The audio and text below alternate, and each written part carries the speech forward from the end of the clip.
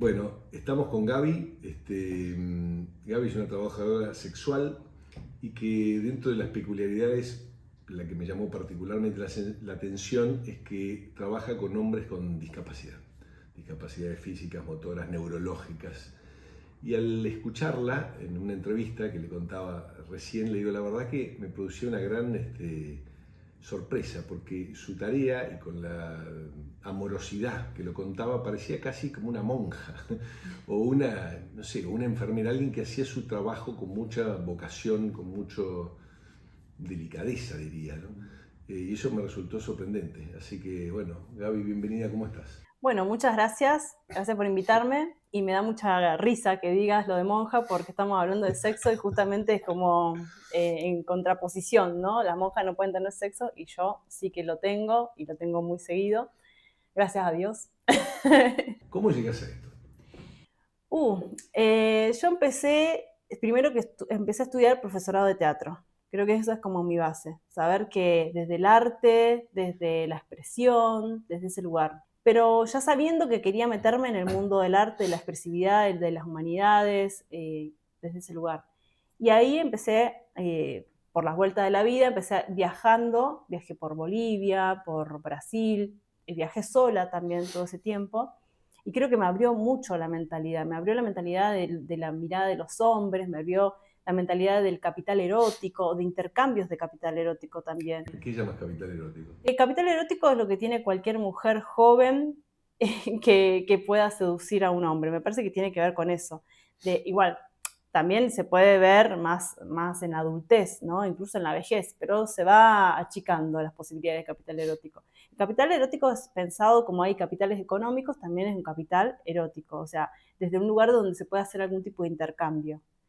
Por ejemplo, si yo quería hacer dedo, no me van a parar la misma cantidad de personas a mí por ser mujer y joven y Si hago sola yo, que a vos, por ejemplo, por ser hombre. O quizás un grupo de mujeres, si somos 2 o 3, nos paran con más facilidad siendo mujeres que por siendo... supuesto. Por supuesto que va a estar siempre la excusa de decir, no, me es menos peligroso un grupo de mujeres que un grupo de hombres, qué sé yo. Pero también Sabemos la verdad. quienes paran el auto en general van a ser hombres porque para tener aunque sea la posibilidad de tener una charla amena con una mujer Por bella. supuesto. Nada más que eso. Entonces estamos hablando de capital erótico desde ese lugar. Yo viajaba sola, paraba en casas, paraba en lugares. Incluso hasta una vez viajé desde Misiones y el colectivero me invitó a dormir a su casa. Y yo súper confiada, como que nunca me puse a pensar que había como una peligrosidad en el asunto. O sea, siempre fui como muy mandada. Pero fuera de peligrosidad, ¿te ponías a pensar que podía haber un intercambio de favores o un encuentro sexual o eso tampoco lo veía? No, ni siquiera hubo un encuentro sexual con esa persona. Fue como, yo Mm. creo que había una tensión sexual, que a veces es suficiente para que se den cosas. O sea, solamente el hecho de que pudiéramos hablar, de que él pudiera contar esa anécdota a otras personas, de decir, che, ¿sabés que vino una chica, la invité a comer a mi casa, pasó la noche, sí, está ahí en la no sé, como que para él era suficiente eso. Y eso pasa Si muchísimo. le cuento a los amigos, le van a decir, pero no pasó nada. Si no pasó nada, no sé si es O suficiente. capaz que después Bueno, inventa que pasó algo, bueno, por ¿viste? supuesto. Eso quedará en su... Pero él le alegró esa situación de poder De invitarme y posibilidad. cocinarme nada más. Nada más y nada menos. ¿Cómo siguió cómo sigue el recorrido? Bueno, eso, yo estudié profesorado de teatro, viajo sola y después empiezo a trabajar en un cabaret, específicamente ya, ¿En Buenos Aires o en otro lado? claro, no, en Río Negro, en Neuquén específicamente. También porque se dio una situación en Bolivia que yo conocí a un escultor donde yo trabajé y fue muy, muy loco esto porque yo trabajé con él y tuve sexo con él y cuando él me va a pagar por mi trabajo de modelo de desnudo artístico, que yo había trabajado muchos años en una universidad posando, nuestro trabajo de modelo de desnudo artístico nos observan la figura para dibujar, pero no pasa nada sexual, al contrario, se deserotiza por completo ese momento. O sea, o se cosifica la modelo pensando en líneas, desde la estructura, pero no se piensa de, qué buen que tiene esa modelo. Bueno, pero sin embargo, después de trabajar con este artista un tiempo, tuvimos sexo. Y lo loco fue que cuando yo fui a buscar mi dinero por haber trabajado como un mes con él, me atiende su secretaria y me da un billete que no tenía nada que ver con lo que yo había trabajado. Mucho menos. Mucho más, muchísimo más, muchísimo más. Y entonces ahí yo me acuerdo que vivía con un grupo de alemanes y les conté a mis amigas y me dicen, pero te trato como una... Y yo como ya conocía trabajadoras sexuales, no me pareció malo. Dije, mira, es verdad. Puede ser que también juegue eso, juegue el tema de estoy posando desnuda, que también tuve sexo con esta persona y él me quiso agradecer, me quiso dar eso. No me pareció malo, no me ofendió en lo más mínimo. Me pareció espectacular. Después no lo vi nunca más, pero me parece que no está mal, no me sentí corroída por la situación. Pero bueno, eso fue como un puntapié para luego cuando yo vine para Argentina y viajé luego de viajar en Bolivia, viajé para acá para Argentina y vengo, no tenía nada de plata y le digo, mira, ¿qué pasará ahí adentro? Entonces voy ahí y conozco todo este mundo del cabaret, que trabajaban muchas chicas dominicanas, trabajaban algunas argentinas, y se generaban amistades ahí adentro, se generaban las chicas viajaban mucho a República Dominicana, nos contaban que constantemente por cómo laburaban podían viajar, así que bueno, yo conocí ese espacio que era un cabaret muy grande también de Neuquén, que tenía 3 pisos, la parte de abajo tenía una pileta, tenía una rocola, se bailaba el caño, y bueno, y esas dinámicas que se generaban en la noche también. También se corría muchísimo otro tipo de...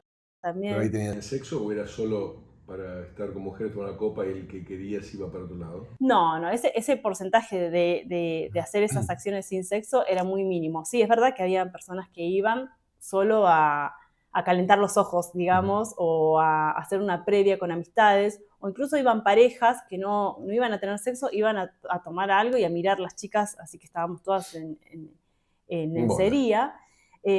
No en bolas, porque no tenemos bolas, pero estábamos todas en lencería, entonces era un espectáculo, ¿no? Ir a ver ese lugar. Más que nada, imagínate ir en pareja a ver eso, se genera ahí una confidencialidad o una intimidad con otra persona.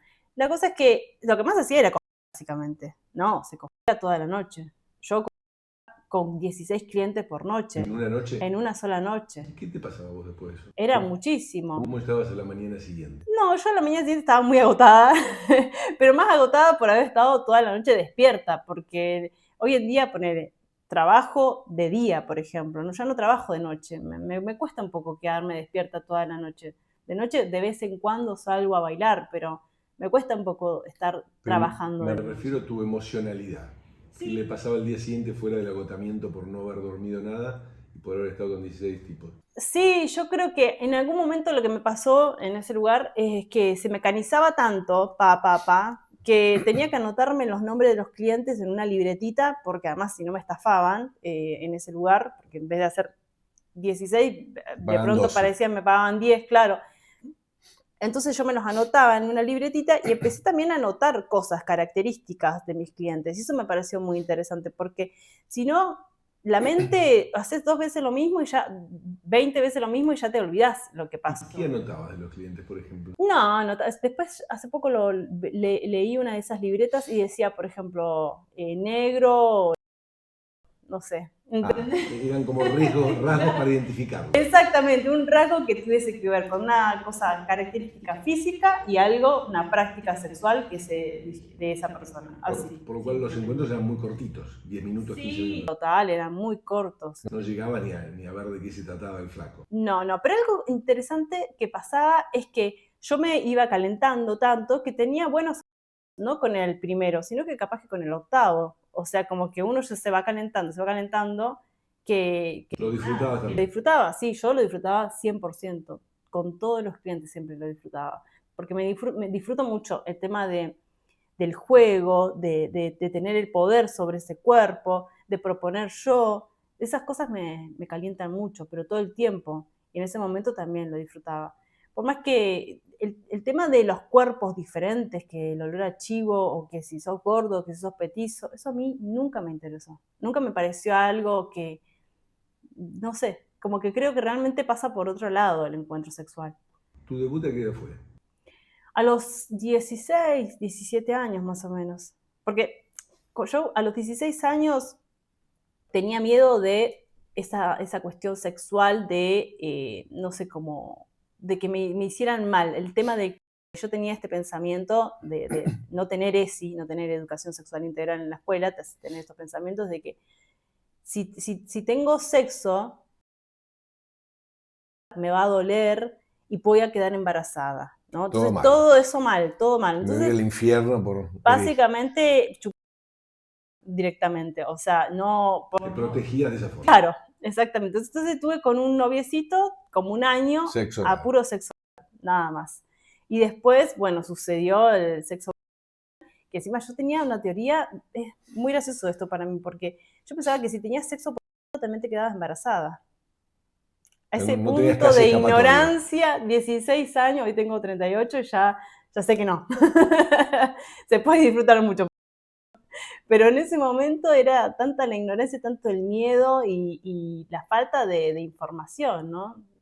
Así que, pero sí, a los 16 años tuve mis primeras Tus veces. primeras armas. Sí.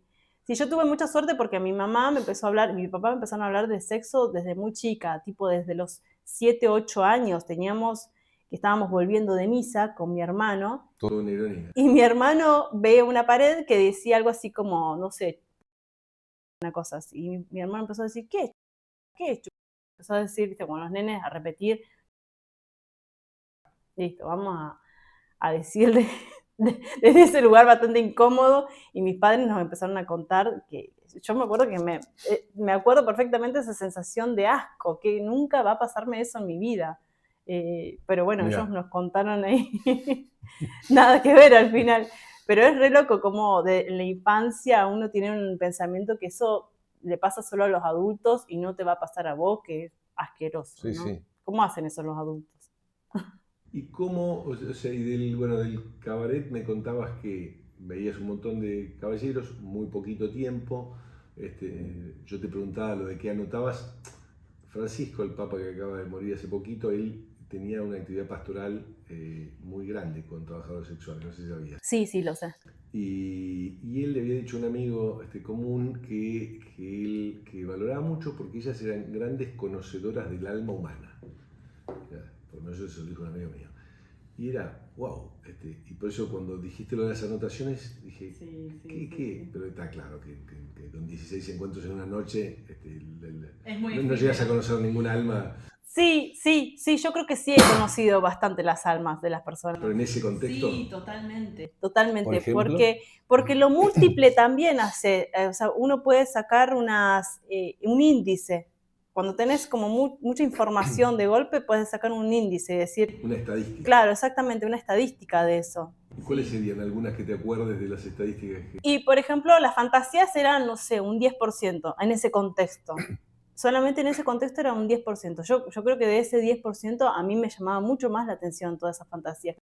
Pies, o hacer prácticas sexuales no convencionales como fisting, como prácticas que encima me enseñaban ellos. Yo no sabía. Y creo que en otro contexto no hubiese aprendido tampoco. Siendo mujer, las mujeres en general tienen mucho miedo de todo este mundo. Y si no sos, vos no tenés posibilidades de meterte en este mundo. Decir, che, a ver, ¿qué pasa si 4 o 5 tipos a la vez? No pasa eso. Porque, me van a agarrar, me van a...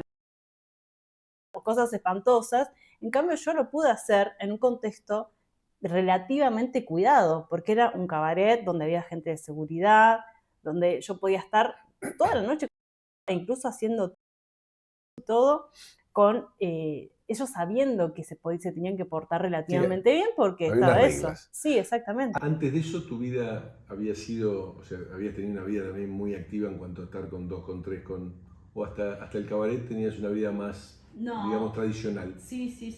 Yo como una vida más curiosa tenía hasta el cabaret, más curiosa. Yo creo que había tenido novios y amantes y gente espontánea, o sea, amantes espontáneos así, pero que proponía algunas cosas, pero siempre con mucha curiosidad, pero no esto de hacer, no de estar con mujeres, todo eso me lo dio el trabajo sexual. Todo ese mundo, todas esas posibilidades, o ni hablar de proponer propuestas más concretas de estudiar tantra, estudiar BDSM, todo eso, o trabajar, o de tener sexo con una persona con discapacidad. Yo en mi vida no me hubiese propuesto tener sexo con una persona con discapacidad, pero cuando vino eso de la mano de la plata, porque así es el trabajo, uno dice, ¿y lo hago o no lo hago? Y de pronto el tema de la plata te da un puntito extra para decir, sí, lo hago. Obviamente hay cosas que nunca hice, por más que me ofrezcan un montón de dinero, y no. Pero cuando está la posibilidad de algo que está medio, decís, ¿esto podría o no? Y bueno, ahí se abre y decís, sí, sí, lo voy a hacer. Y cuando lo haces, me parece que fue maravilloso esa posibilidad que me dio el trabajo sexual.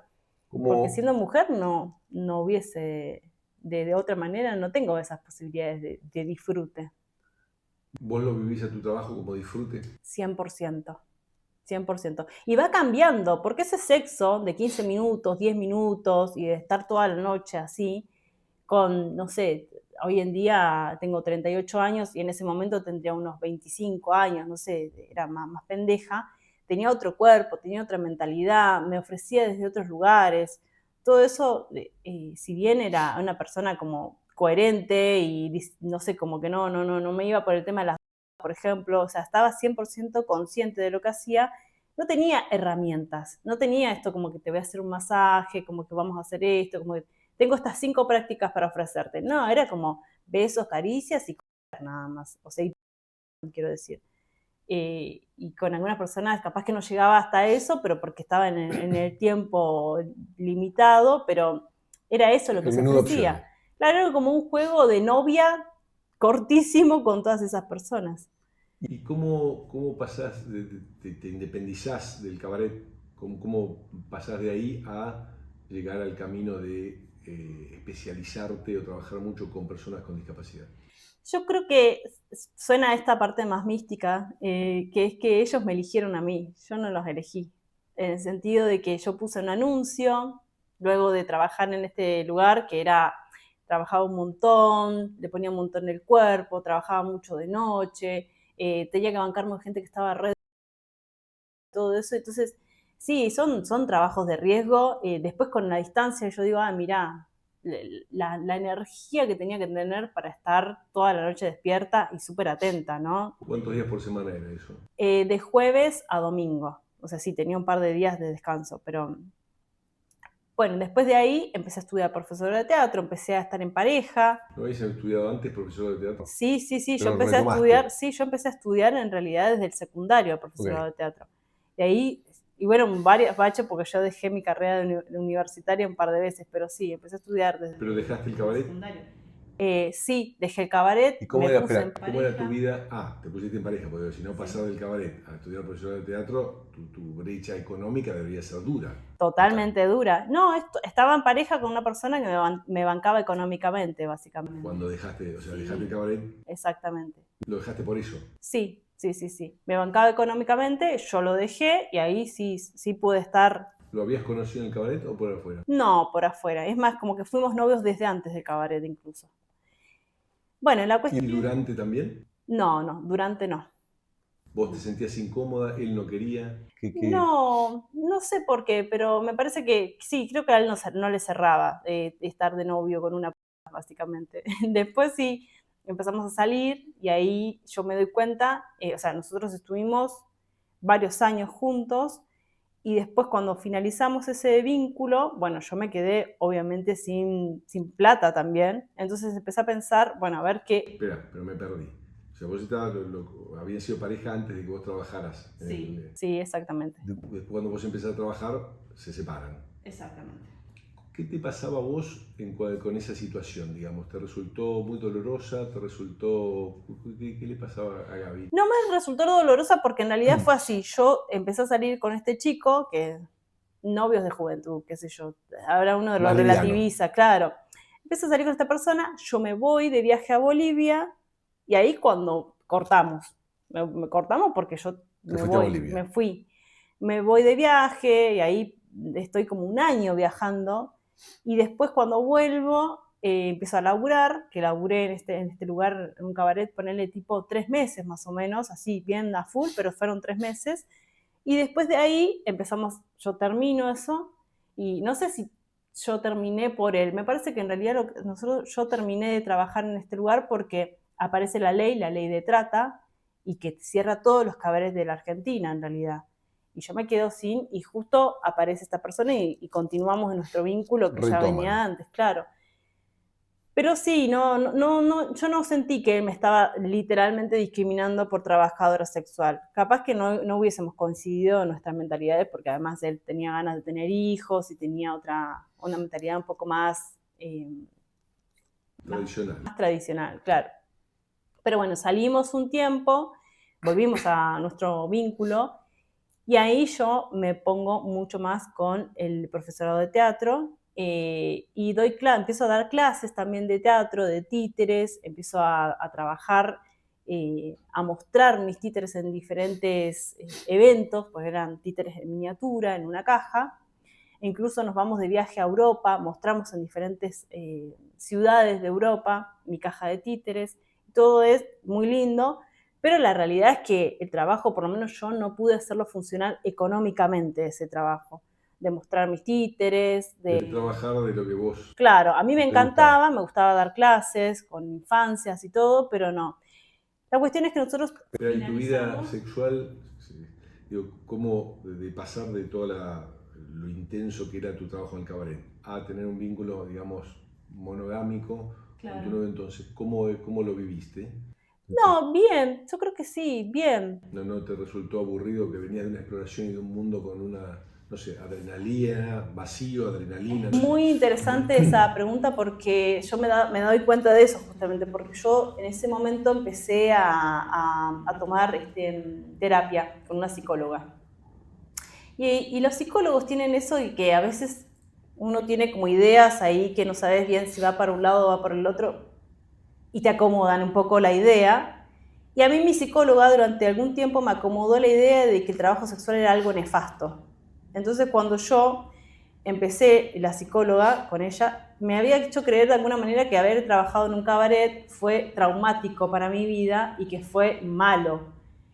Y durante un tiempo me creí eso, me creí que había sido algo como un agujero negro, como algo para ocultar y algo nefasto de lo cual tenía que sanar de alguna manera, ¿no? Yo me di cuenta el último día que yo fui a mi psicóloga, cuando dije, voy a volver a retomar el trabajo sexual. Porque yo sé que el tema que me pasó a mí en el cabaret fue el contexto. Porque uno, viste, cuando dice, no, si yo ya lo hice eso. No, pero ¿cómo lo hiciste? ¿De qué manera lo hiciste? Entonces me puse a pensar en eso, que yo voy a volver a ejercer el trabajo sexual después de estar con esta persona, después de que nos separamos. Empecé a ver qué onda, qué puedo hacer que me pueda sostener económicamente la vida que estoy teniendo ahora. Entonces empecé a ver, bueno, ser docente lamentablemente no era ese camino. Trabajar con títeres y mostrar mis obras de títeres lamentablemente tampoco era para mí ese camino. Y ahí barajé las ideas y llegué a una que era mi trabajo sexual, porque yo me consideraba que era buena trabajando en lo que yo trabajaba, pero ¿de qué manera lo voy a hacer? ¿Con quiénes lo voy a hacer? ¿En dónde lo voy a hacer? Eso cambiaba todo, absolutamente todo, porque no voy a trabajar nunca más en un cabaret, menos porque es como que voy al ritmo de las otras personas que necesitan que uno labure. ¿Con quiénes voy a hacerlo? Y ahí me puse un anuncio que definía con quiénes iba a hacerlo. Yo puse un anuncio que decía, se ofrece, o sea, trabajadora sexual para hombres sensibles. Y ese anuncio hizo que empezaran a venir esos hombres sensibles. Venían hombres en realidad con alguna dificultad eréctil, venían algún hombre que había estado atravesando algún duelo y personas con discapacidad también. Y ahí hubo una brecha, porque la primera persona con discapacidad que me dice, mira, ¿no te molesta que yo me maneje en silla de ruedas? Yo dije, no me molesta. Después empecé a pensar, yo no había tenido sexo nunca con una persona que se movilice en silla de ruedas. Y me puse a pensar, ¿cómo puede ser eso? ¿Cómo será el sexo con esa persona? ¿Cómo se verá desnudo? Todo. Me da curiosidad. Sí, todo. No desde el lugar morboso de que, me encanta todo lo raro, sino desde la curiosidad neta. ¿Y cómo fue? Y no, fue... Esa primera experiencia. La primera experiencia fue hermosa porque yo, dentro de todos los trabajos explotados que tuve en mi adolescencia, uno fue cuidar a una anciana que tenía esclerosis múltiple. Y entonces estaba bastante avanzada la enfermedad y yo la tenía que bañar en un momento. y a ella le gustaba mucho que yo la bañara. O sea, era un momento Con mucha intimidad. íntimo y lindo, ¿no? Como...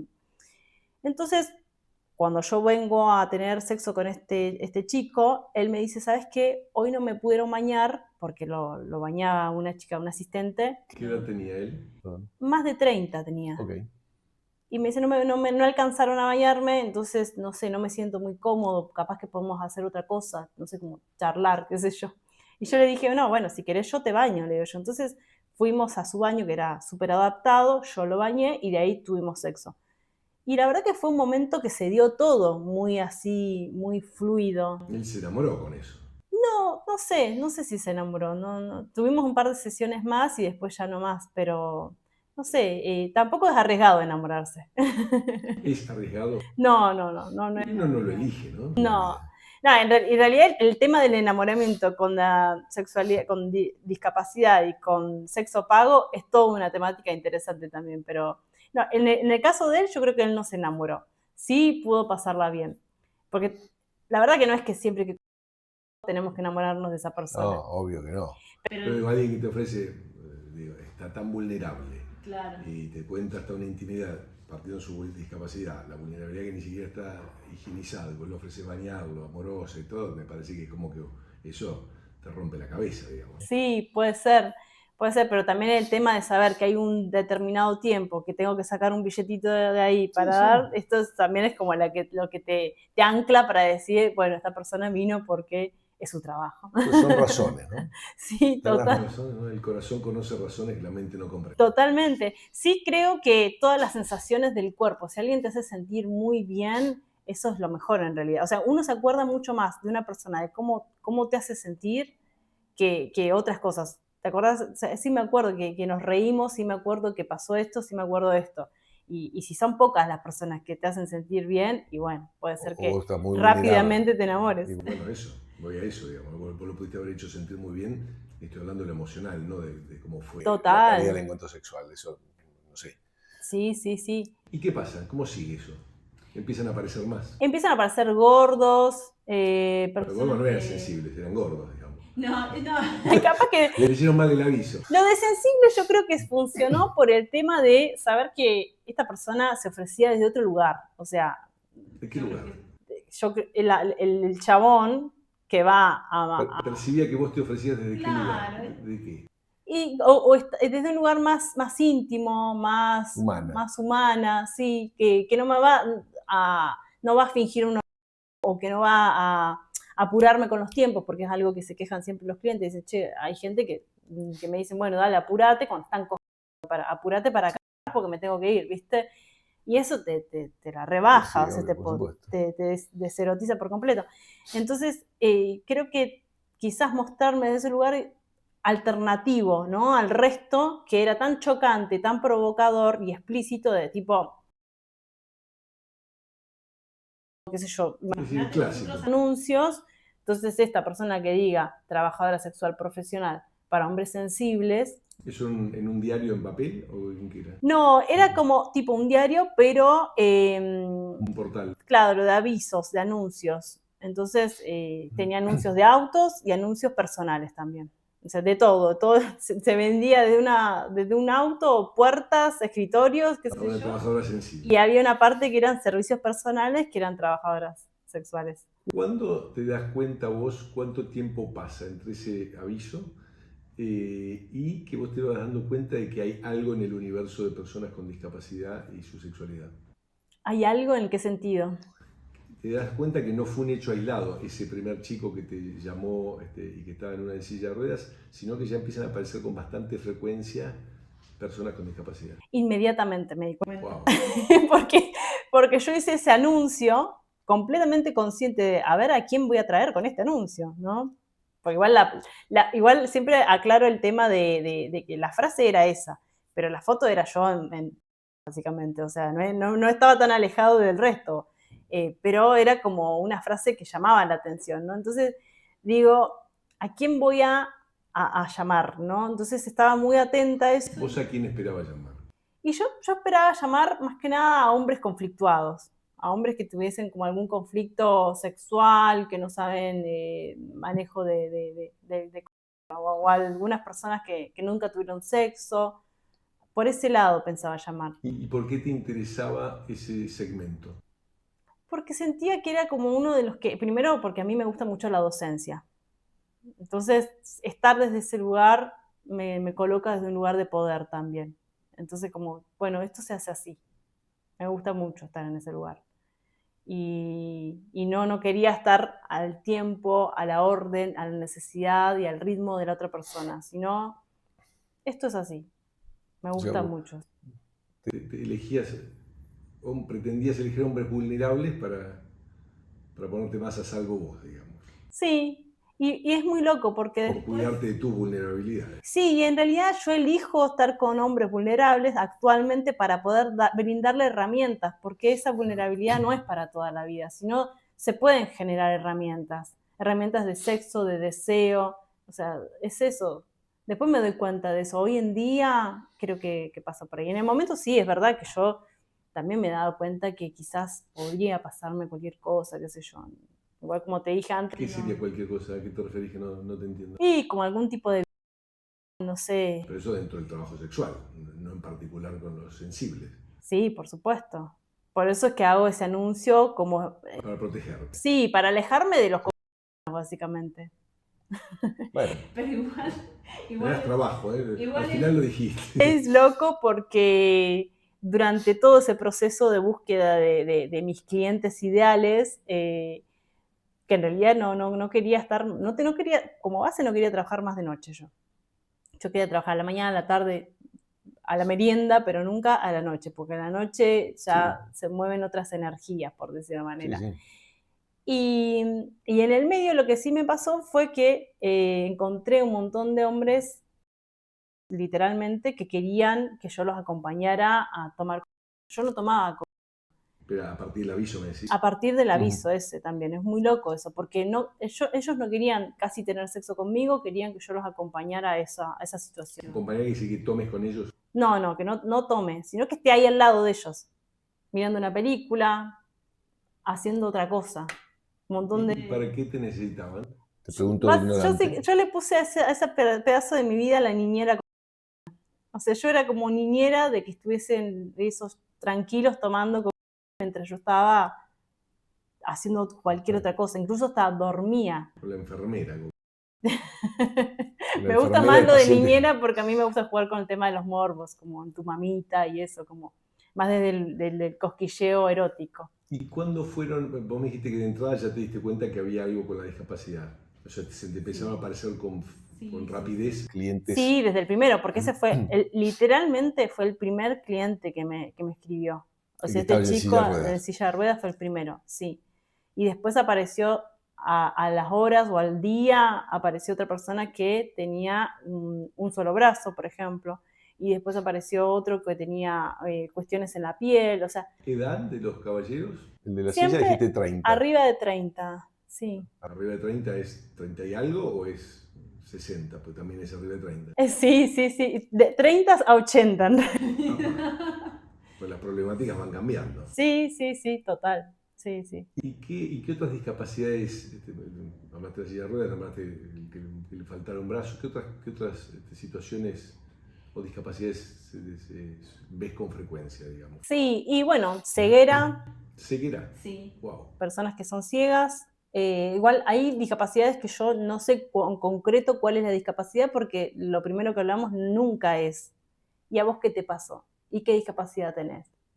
Nunca va a ser esa charla. Si esa persona me lo quiere contar, lo hablamos, pero no es, o sea, como que hay, ¿cuál fue la lesión de la médula que tuviste para estar en silla de ruedas? No va a ser eso, o sea, yo sé que es una persona que se moviliza en silla de ruedas. Pero sabes que es parapléjica. Sí, a veces o sea, sabemos en el momento cuando esa persona me cuenta, porque depende justamente de la lesión de la médula, para saber si tiene o no una erección, por ejemplo. Pero eso lo vamos a saber en el momento que esa persona me lo quiera contar, pero no es algo que yo le pregunto si tipo, ¿qué te pasó? Yo creo que es una frase que a las personas con discapacidad les debe romper las pelotas mucho, entonces ya basta con eso. Me parece que, ¿cómo vamos a qué te gusta hacer?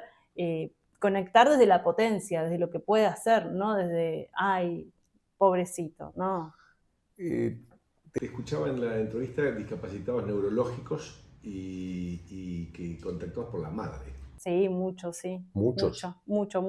Mucho, y además... ¿Qué es una referencia de mucho? Perdón, ¿es alguno por semana? Sí, 2 o 3 por semana, por lo menos. Para mí es bastante. ¿Y que te contacta la madre? La madre, sí. La madre, el padre, amistades incluso de la persona con discapacidad. Es muy loco porque también muy poco la persona con discapacidad. ¿Son personas de qué edad en este caso? Y mayores de 20, siempre mayores de 20.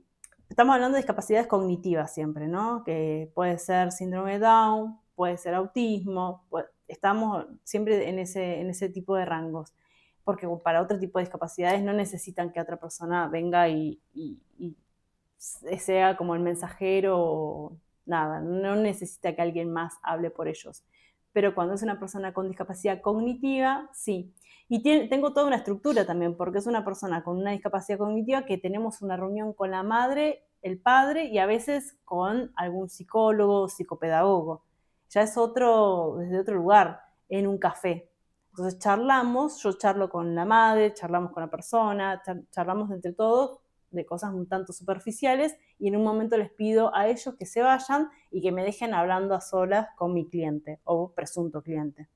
Entonces ahí le pregunto qué le gusta, si mira qué le calienta, qué sé yo, y cuando después vuelve, terminamos la charla y yo les digo, pregúntenle a él si quiere comunicarse para tener sesiones conmigo. Pero vamos muy de a poco, son como capas, ¿no? Para que esa persona tenga la posibilidad de elegir estar conmigo. Y no porque yo soy la trabajadora sexual que tiene sexo con discapacitados, listo, ya está, te encontramos, esta persona, toma, listo. No porque... Que es el prejuicio generalizado. Claro. O sea, uno asocia que una trabajadora sexual, o sea, así como decís que abuso el hombre que paga por sexo, del otro lado uno tiende a pensar que te quiere sacarle el dinero lo más rápido que pueda. Claro. No es lo que estás contando vos. No, para nada. Para nada. Y después lo siguiente que sigue es la familia me plantea cuál es la temática. A veces la temática puede ser que el chico esté como con mucho deseo, un deseo como demasiado, entonces, por ejemplo, haya tocado a alguna compañera de la escuela, le haya tocado a alguna maestra, algo de eso se ve. Lo ven masturbándose infinitamente en la casa. Exactamente. Entonces, desde ese lugar es que ellos dicen, bueno, a ver qué podemos hacer con eso. Tienen muchas veces una idea errónea de pensar que se puede descargar, ¿no? Entonces, si se va a descargar con vos, ya está, ¿viste? Y no, en realidad lo que tiene que hacer es gestionar ese placer, gestionar ese deseo que tiene. Y cómo lo hacemos, y bueno, entonces hay sesiones diferentes que hacemos. Por ejemplo, la primera sesión, quizás hablamos, quizás nos movilizamos desde el cuerpo, bailamos, todo con ropa. Y después yo quizás le hago un masaje con ropa y con una tela encima, como porque esa persona empieza a entender que el contacto físico, yo le digo, bueno, ahora me tocas vos a mí, el hombro, ¿no? Porque a mí me gusta que me toques el hombro. Bueno, entonces para que empiece a entender y a ponerle palabra, qué partes del cuerpo podés tocar, en qué momento, todo lo que se llama en educación sexual integral como una aproximación a eso. Empezar a generar herramientas y no que me gustás, listo, o sea, esa sensación no, para que se pueda comprender que hay todo un momento de seducción, todo esto, pero pasado al cuerpo. Porque si no, si yo le digo a la otra persona, no, mira, no te toques, no hagas esto, se queda simplemente en la palabra. Igual cuando no te tiene a vos, ¿qué posibilidad de gestionar tiene? ¿O encuentra una pareja o se masturba? Tampoco hay mucha gestión posible, digamos. Sí, por supuesto, pero en el que encuentre una pareja es un montón. O sea, para que esa persona pueda encontrar una pareja, sí, y sí, porque el camino de que si te gusta a alguien, le querés tocar y ya está. O sea, como que espanta más que atrae, ¿no? Entonces, ¿cómo puede hacer esa persona para acercarse y decirle me gustas mucho o decirle me gusta tu pelo, me gusta algo? O sea, generar herramientas, generar un puente. De hecho, es un temor grande de los padres, hasta donde sé, con chicos con dificultades neurológicas, cognitivas, que puedan tener mucha actividad sexual y que la pareja, la chica pueda tener misma también dificultades cognitivas y se puede quedar embarazada y que si el chico que nazca sea quién lo va a cuidar, quién lo va a bancar, Total. si va a ser enfermo también, si va a tener alguna dificultad Sí. neurológica. ¿No? Es todo un universo que de los padres calculo que debe ser muy complejo. Totalmente. Son todos esos miedos que además ni siquiera se los cuentan a sus terapeutas. Y es interesante que exista el rol, mi trabajo de trabajadora sexual, que yo no soy asistente terapéutica, yo soy trabajadora sexual, que me podría poner habilitadora de placeres, me podría poner acompañante sexual, me podría poner educadora presencial de sexo, el nombre que quieras. A mí me gusta trabajadora sexual, pero dependiendo del contexto es que yo utilizo diferentes herramientas. Porque, por ejemplo, cuando hacemos esta reunión familiar, se remueve mucho en la familia. Incluso los hombres me dicen, mira, yo no le puedo hablar a mi hijo sobre sexo porque a mí me da vergüenza hablar sobre sexo, porque a mí mi papá tampoco me habló de sexo. ¿Qué le voy a hablar encima de un hijo que tengo con discapacidad? ¿Qué vamos a hablar sobre eso? No va a entender nada. O sea, también ese freno que se pone, que no, por las dudas yo no le voy a hablar sobre Eso son limitaciones. ¿Qué, vos hoy estás como posicionada o especializada en hombres con discapacidad? Yo creo que estoy especializándome constantemente, porque no ¿Cuánto hay tiempo llevas de aquel primer aviso en búsqueda de hombres sensibles? como más de 10 años. Un montón. Sí, sí, sí, sí, vengo hace rato con personas con discapacidad. Sí, sí. ¿Y cómo es para vos esa experiencia? Y es muy gratificante, es muy hermosa, porque en general mis clientes me contratan un determinado tiempo y eso me encanta. Incluso hasta yo puedo ser un poco expulsiva en algún momento, porque Como un terapeuta que te da de alta. sí, no espero que esa persona esté 10 años conmigo. Espero que empiece a generar herramientas, que realmente pueda. ¿Qué es lo que le pasa a esa persona? Y le cuesta, no sé, el tema de la desnudez. Entonces, bueno, vamos a trabajar el tema de la desnudez. Vamos a trabajar el tema de, qué sé yo, el tema de la eyaculación precoz. La mayoría de las personas que son eyaculadores precoces tienen como base algún problema de psicológico, no es algo fisiológico, Orgánico. claro, entonces yo lo trabajo también desde eso, capaz que muchos hombres necesitan específicamente que alguien les haga esto, que lo cuente, 1, 2, 3, bueno, llegó ahí. Bueno, la próxima sesión nos vemos, vamos por 11, así, ¿no? Pero todo eso con respeto, con intimidad, que esa situación no la va a poder encontrar jamás con una piba que conoce por Tinder o ni siquiera con sus propias parejas. Hay una presión enorme. Claro, pero además eso tiene un proceso, porque muchos hombres piensan, no, listo, yo soy eyaculador precoz, ya está, soy esto. No, no. Puedo decir que muchas Has personas... rehabilitado a varios. Sí, he rehabilitado, o sea, Sos como una kinesióloga. he acompañado procesos, eso. No es que no me voy a poner nunca en la santa, ni que tengo poderes místicos, ni nada, pero sí hemos podido avanzar un montón sobre eso, desde la intimidad, desde técnica, como digo yo, desde la observación, y la persona que se entrega a ese momento también, y con ganas de aprender. Y después también un montón en el tema de lo que diríamos morbos o fantasías, gente que por fin puede construir su fantasía sexual. Por ejemplo, hombres que lo han rechazado porque les gustaban mucho los pies. Y lo primero que miran en una mujer son los pies, por ejemplo, ¿no? Pero cuando están en intimidad quieren tirar los pies a esa mujer que les gusta. Y la mujer le dice, no, salí de acá. O sea, ¿qué te pasa? No sé cómo te va a gustar eso. Te tiene que gustar que me toque las... También, viste, hay toda una estructura sexual. Y por fin cuando encuentran a alguien con quien hacer su fantasía, es liberador eso también en las personas. Y eso es completamente integral.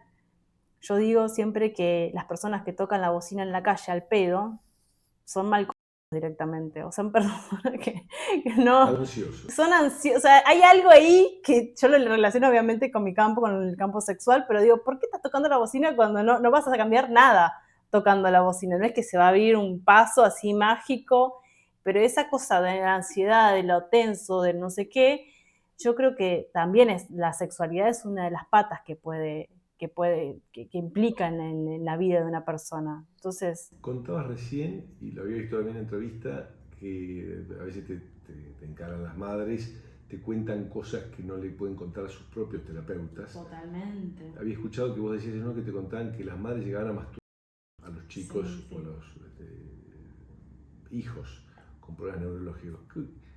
¿Cómo es esa conversación? Digamos? Porque de una intimidad altísima, digamos. Sí, total. Bueno, primero es que lamentablemente hay conversaciones que no se los van no se van a generar nunca con una persona profesional.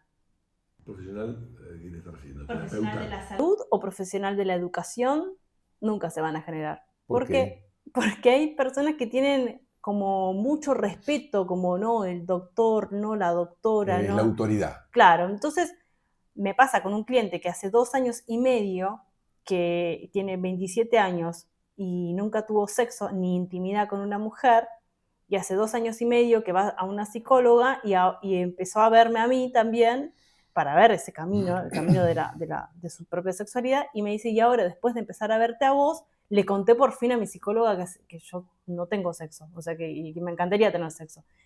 Pero era una temática muy importante que él la omitió por miedo, por no sé, no quedar como un no sé qué enfrente de la psicóloga. Pero pasa con este trabajo, que para mí es maravilloso mi trabajo, y es que las personas se pueden abrir mucho más. Como tipo, ¿qué voy a perder si le voy a contar a esta no sé cómo será el pensamiento, no desde el lugar negativo, decirme, porque para mí que me digan, menos que sea con una intención de insulto, no es un insulto. ¿Qué voy a perder si le voy a contar a esta mujer, a esta trabajadora sexual?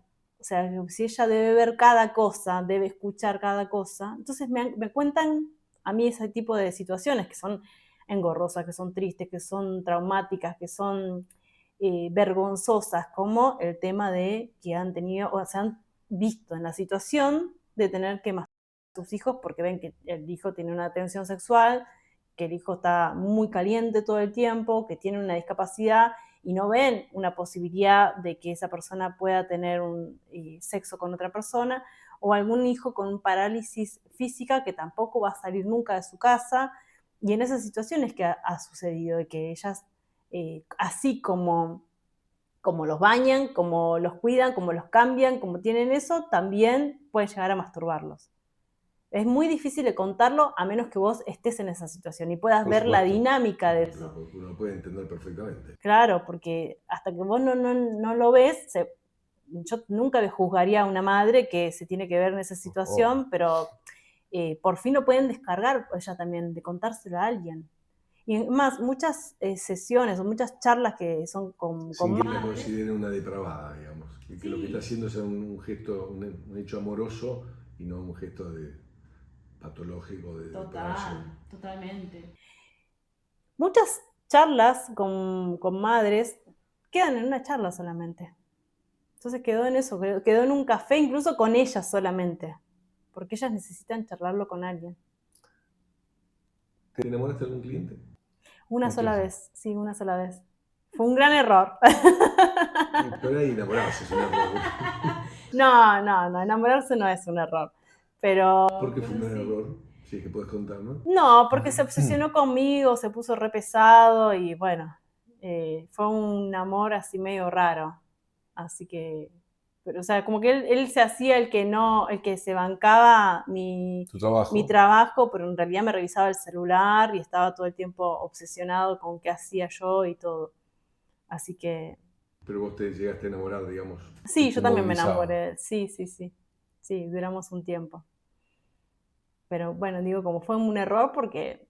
¿Y cómo? Porque vos a lo largo de esta entrevista varias veces contaste lo que disfrutas tu trabajo, ¿no? Se ve que buscar las vueltas, ser empática, conectar, tratar de ser amorosa. Yo por eso al principio te decía como monja, si era una paradoja. ¿Cómo te resulta, o sea, vos a lo largo de tu trabajo no has experimentado una situación de vacío por tener sexo, el clásico, sin tener una conexión afectiva, digamos? ¿No te ha resultado, te resulta? No.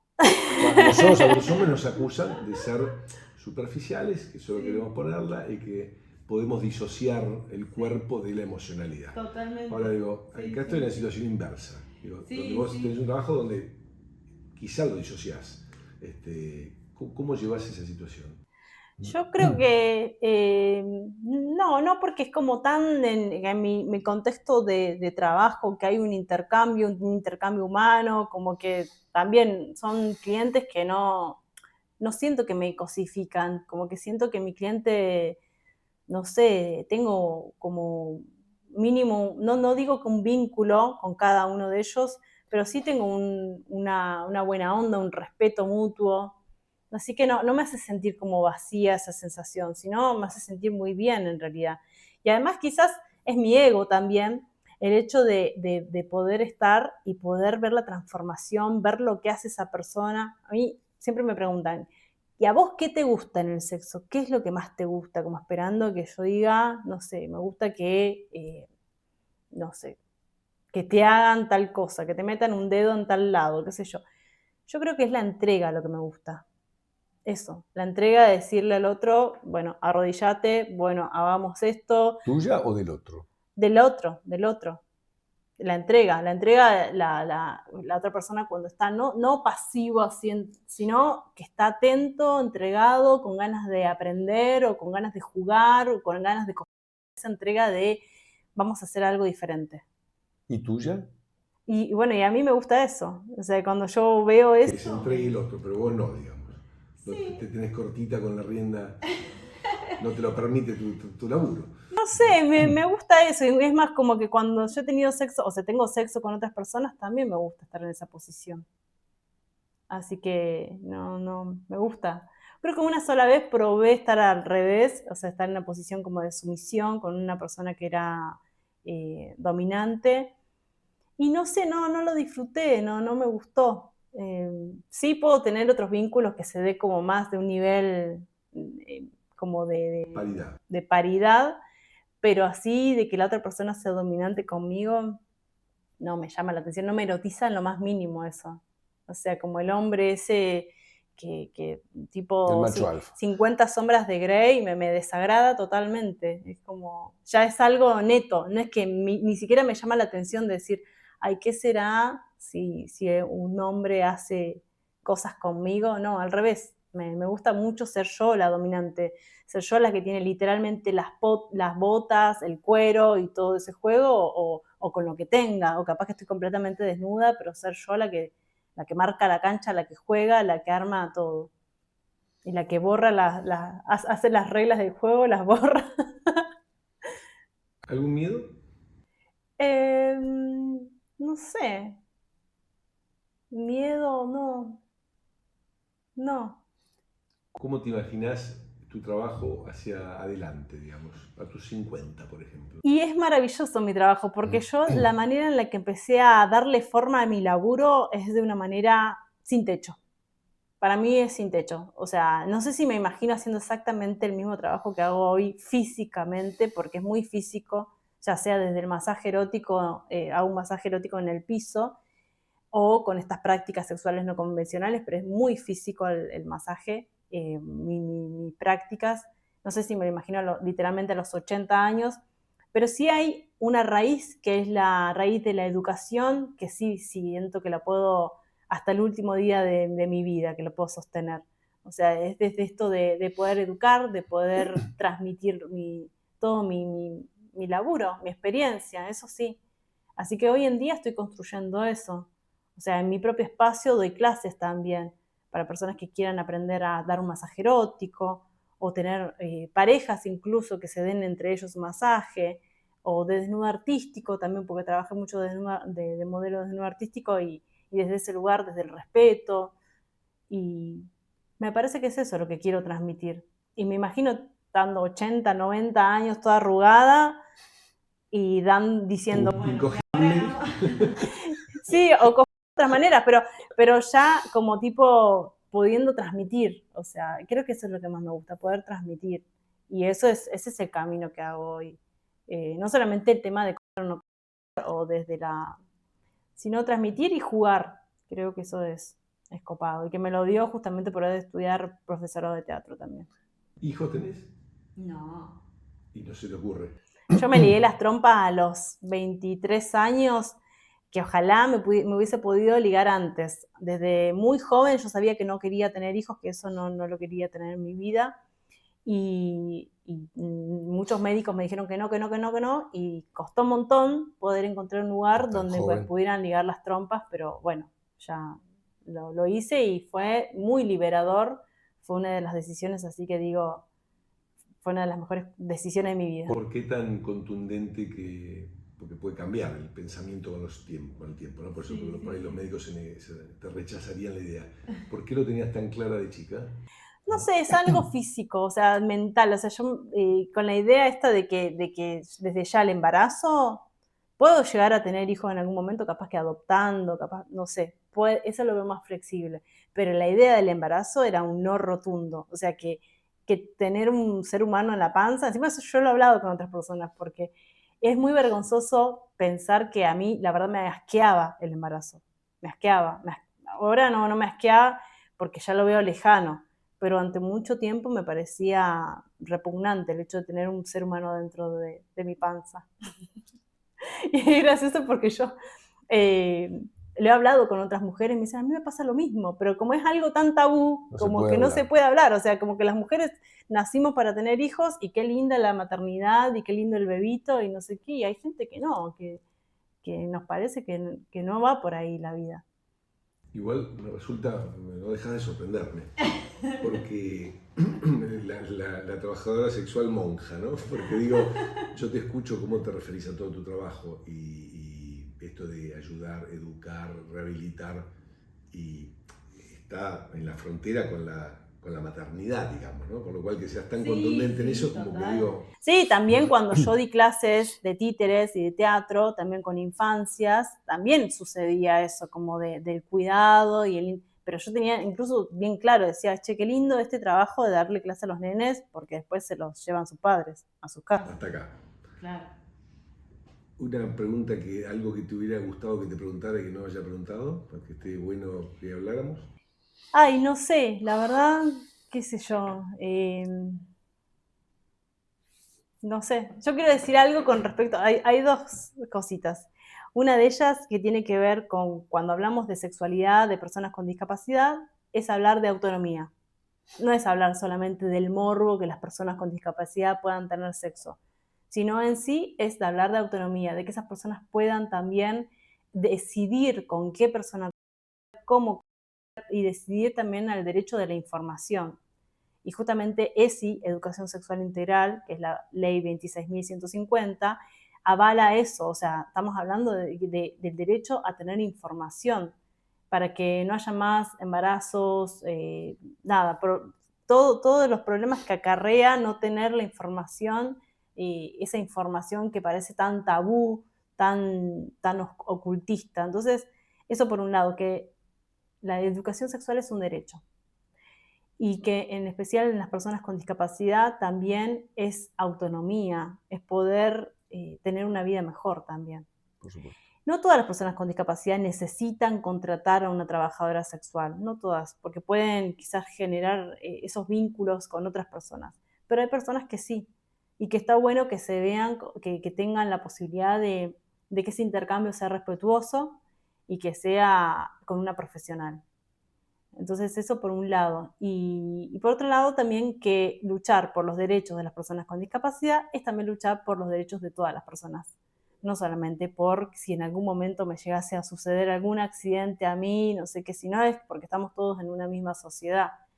Y nada, no se ve tan alejado de que uno tenga un psicólogo o alguien que se maneje en silla de ruedas. Así que eso, normalizar un poco la idea de que todos en realidad, los derechos para las personas con discapacidad son para todos. Así que eso. Había una gran antropóloga, que ahora no me acuerdo el nombre, que le preguntaron cuándo creía que se había creado la civilización.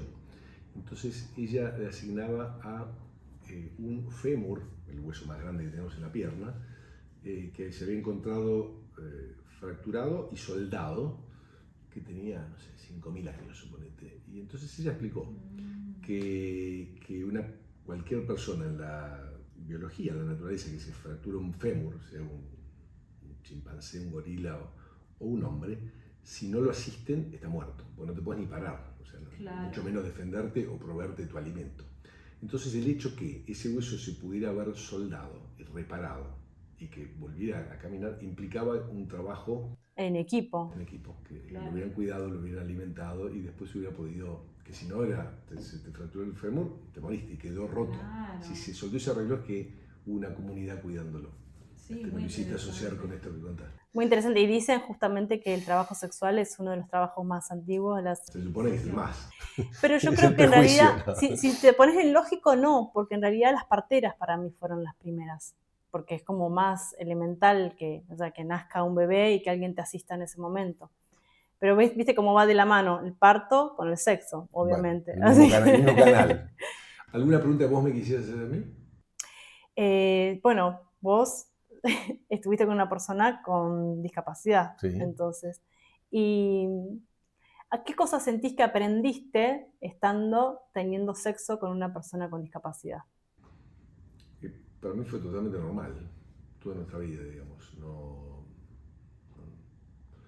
Entiendo que muchas personas se pueden llenar de preguntas, es el tabú lo que vos nombrabas, pero no, en mi caso, o sea, con sinceridad, te lo digo mirando a los ojos, o sea, no hubo ninguna diferencia, fue absolutamente normal, por supuesto satisfactoria,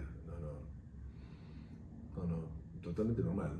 Que aprendí un montón de cosas, pero no tenían que ver con esa situación, digamos. Aprendí de la otra persona, Claro. que me enriqueció en un montón de cosas, como espero yo haberle dejado algo también, pero no. Entiendo que está el prejuicio, pero no. Para mí fue una vida totalmente normal en ese aspecto, ¿no? Bueno, muchas gracias. Gaby, muchísimas gracias a vos. Un placer conversar contigo este ratito. Qué bueno, gracias.